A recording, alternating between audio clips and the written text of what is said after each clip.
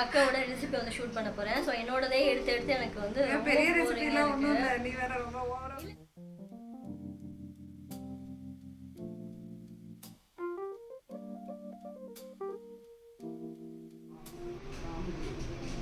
எல்லாம் போட்டு அதிலே போட்டு அரைச்சிடலாம்.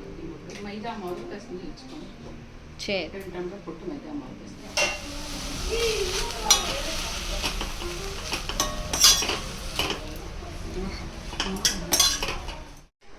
ஹாய் ஃப்ரெண்ட்ஸ், எல்லாரும் எப்படி இருக்கீங்க? ஸோ இன்னைக்கு வந்து சூப்பர் மாம் கேலரியில் நம்ம வீடியோ வரப்போகுது. அக்காவோட ரெசிபி வந்து ஷூட் பண்ண போறேன். ஸோ என்னோடதே எடுத்து எடுத்து எனக்கு வந்து பெரிய ரெசிபிலாம் ஒன்றும் இல்லை, நீ வேற ரொம்ப ஓவரா. இல்லை அதுக்கு ஷேர் பண்ணாத ரெசிபி தானே. ஸோ அதனால பார்த்தீங்கன்னா இந்த வீடியோவில் ஆட் பண்ண போகிறேன். சூப்பராக இருக்கும். அந்த வீடியோ ஃபுல்லாகவே நிறைய குட்டி குட்டி டிப்ஸ் இந்த மாதிரி ரெசிபிஸ்லாம் இருக்கும். ஃபுல்லாக பாருங்க, பார்க்கலாம். இதில் வந்து முருங்கைக்கீரை தான். முருங்கைக்கீரை வந்து நான் நேற்றே எங்கள் மாமியார் ஆஞ்சு கொடுத்தாங்க. ஆக்சுவலாக வர மாதிரியே பிளான் இல்லை. எங்கள் மாமியார் இந்த வாரமும் வந்து கொண்டுருவேன் அப்படின்னு சொல்லி கூப்பிட்டுருக்கோம். சரி, அப்பாவுக்கு வந்து முருங்கைக்கீரை பிடிக்கும். இங்கே முருங்கைக்கீரை வந்து நிறைய விதமாக நம்ம ரெசிபி பண்ணலாம். முருங்கைக்கீரை அடை பண்ணலாம், வடை பண்ணலாம், எது வேணால் செய்யலாம். ஆனால் வந்து இதில் கொஞ்சம் இந்த பூண்டு கடலை எல்லாம் போட்டு பண்ணுறது ஆந்திரா ஸ்டைலில் கொஞ்சம் உப்பு காரமாக ரொம்ப டேஸ்ட்டாக இருக்கும். அந்த நல்ல காரம் பொடின்னு சொல்லுவாங்களே, அதுதான் லிட்ரலாக. ஸோ அதை பண்ணிவிட்டு இதோட மிக்ஸ் பண்ணி நம்ம பண்ண போகிறோம். வேறு எனக்கு தெரியாது. ஆந்திராவில் இந்த நல்ல காரம் பொடி சொல்லுவாங்க. பூண்டு, அப்புறமா கடலை, வரமிளகா, பொட்டுக்கடலை, அதுதான். அதை வந்து பொடி வறுத்து பொடி பண்ணி வச்சுட்டு தோசை, இட்லி, அப்புறமா ரைஸ் எல்லாம் போட்டு மிக்ஸ் பண்ணி சாப்பிடுவாங்க. அது ரொம்ப டேஸ்ட்டாக இருக்கும். சரி, அதுதான் நம்ம இன்னைக்கு ட்ரை பண்ண போகிறோம். ஓகே, பண்ணலாம். ஆஞ்சி கவரில் போட்டு எடுத்துகிட்டு வந்துட்டேன். ஆக்சுவலாக அதாங்க பெரிய வேலையே. இல்லை, இது ஆயிரத்துலாம் நான்லாம் பண்ண மாட்டேன். எங்கள் மாமியார் தான் பண்ணுவாங்க. எங்கள் மாமியாரோட வேலை. எங்கள் மாமியார் எங்கள் வீட்டுக்கு அங்கே இருந்தாங்க அப்படின்னா டெய்லி ஒரு கீரை, மலைக்கீரை, அதை ஆஞ்சு கொடுத்தா நமக்கு பண்ணுறது ஈஸியாக கிடையாது. ஒரு நாளும் ஒரு விதமாக அந்த கீரையை பண்ணி கொடுப்பேன். அது ஒரு கீரை, காய், அந்த மாதிரி எப்பயுமே ஒரு ஃபுல்லாக ஒரு பேக்கடு ஃபுட்டாக தான் எங்கள் வீட்டில் இருக்கும். எப்பயுமே லஞ்ச் வந்து அப்படி தான் இருக்கும். ஸோ அதை எங்கேயும் நம்ம அப்படியே பண்ணி கொடுப்போம். ஓகே, சரி பண்ணலாம்.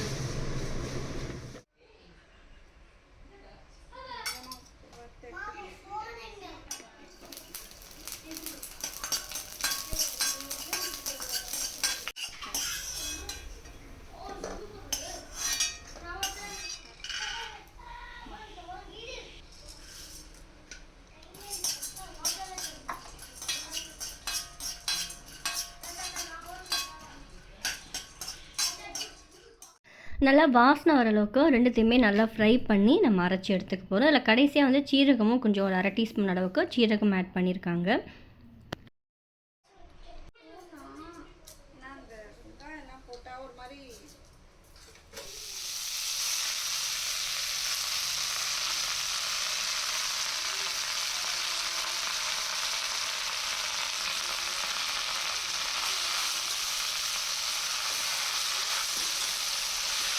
கீரையை ஃபஸ்ட்டு நல்லா நம்ம வதக்கிட்டு கொஞ்சம் தண்ணி வந்து தெளித்து நம்ம மூடி லோ ஃப்ளேமில் வேக வச்சுக்கலாம். உப்பு ஆட் பண்ணியிருக்காங்க. ஆக்சுவலாக நல்லா கீரை வெந்ததுக்கப்புறம் கடைசியாக வந்து நம்ம அந்த பவுடர் பண்ணதை நம்ம ஆட் பண்ணிக்க போகிறோம். நல்லா சூடு ஆறுனதும் மிக்ஸி ஜாரில் அரைச்சி எடுத்துக்கலாம். மிளகாய் வந்து காரத்துக்கு தேவையான அளவுக்கு சேர்த்துக்கலாம். பூண்டு ஃப்ளேவர் வேணும்னா இன்னும் கொஞ்சம் எக்ஸ்ட்ரா கூட ஆட் பண்ணிக்கலாம். இங்கே நல்லா லைட்டாக தண்ணி தெளித்து மூடி வச்சு வேக விட்டுடலாம். வெந்ததுக்கப்புறமா நம்ம அரைச்ச பவுடரை ஆட் பண்ணி நல்லா ஈவனாக மிக்ஸ் பண்ணி சாப்பிட வேண்டியதுதான். ஸோ எனக்கு இந்த ரெசிபி ரொம்ப புதுசாக இருந்துச்சு. நான் இந்த மாதிரி ட்ரை பண்ணதில்லை. நம்ம வறுத்ததையுமே நல்லா வந்து குறைப்பாக பொடிச்சு எடுத்தாச்சு. இங்கே கீரையுமே வந்து வெந்துருச்சு. இந்த ஸ்டேஜில் நம்ம பவுடர் பண்ண பொடியை இதோட ஆட் பண்ணிக்க போகிறோம். கொஞ்சம் ஜூஸியாக தண்ணி இருந்தால் கூட பரவாயில்ல. நம்ம அந்த பொடி ஆட் பண்ணதுமே நல்லா வந்து டைட் ஆகிடும். அதனால் ஓகே தான்.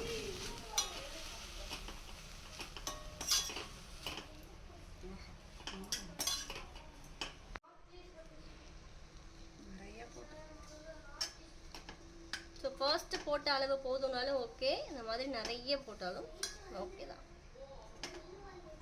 அப்படியே இதாகிடும், உள்ள அப்படியே பைண்ட் ஆகிடும்.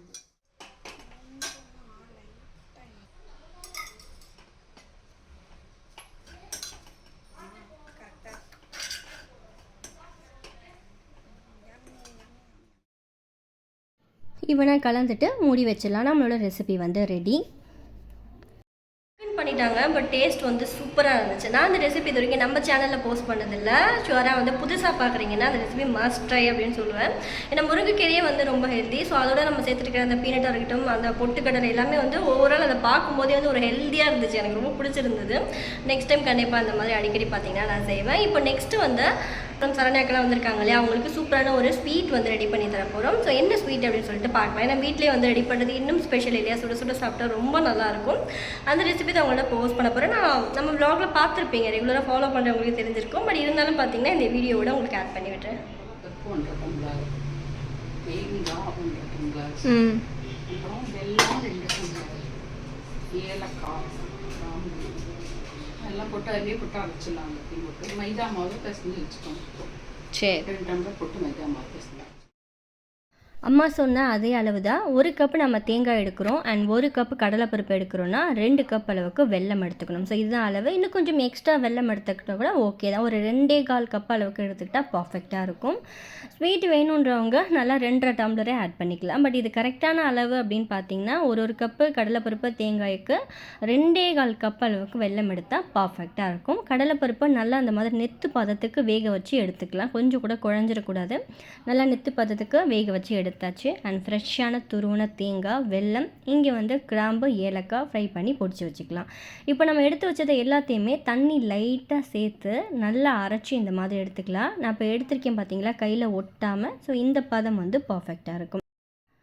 அரைச்சதை நெய் ஆட் பண்ணி நம்ம இதோட மிக்ஸ் பண்ணிக்க போகிறோம். நெய்யோடு நல்லா ஹீட் பண்ணிக்க போகிறோம். ஈவனாக ரொம்ப நேரம் ஹீட் பண்ணணுமா அப்படின்ட்டுலாம் இல்லைங்க. ஓவராலாக வந்து ஈவனாக ஹீட் பண்ணிவிட்டு ஆஃப் பண்ணிடலாம், நல்லா லோ ஃப்ளேமில் வச்சுட்டு.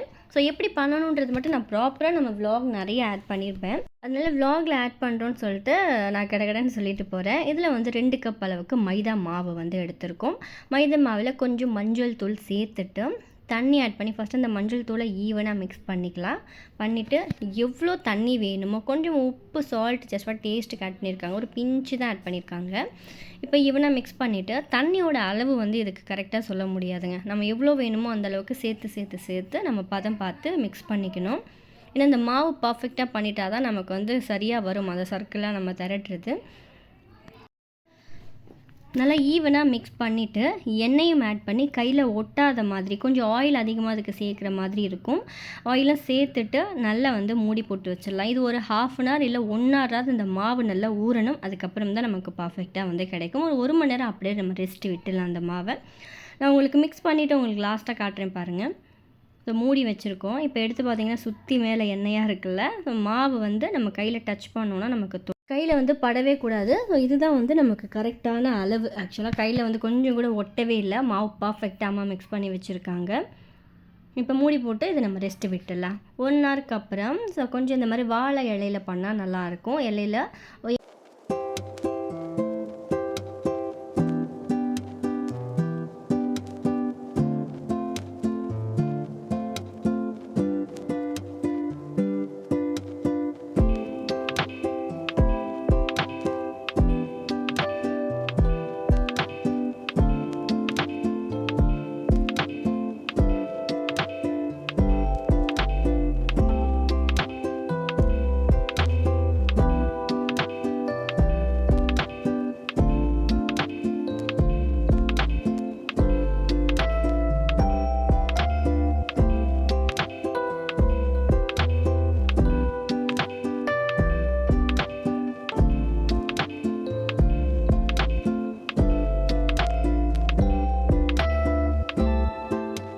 ஆக்சுவலாக அப்போவே சூடாக எடுக்கணும்னு நினச்சேன். கடகடன்னு பார்த்தீங்கன்னா ரெடி பண்ணி எல்லாருமே வந்து சாப்பிட்டோம். இது பேலன்ஸ் இருந்த 2 ஃப்ரிட்ஜில் வச்சதுனால மேலெலாம் பார்த்தீங்கன்னா லைட்டாக வெடிப்பு இருக்குது. ஸோ மறுநாள் இந்த கிளிப்பிங்ஸ் எடுத்துகிட்ருக்கேன்.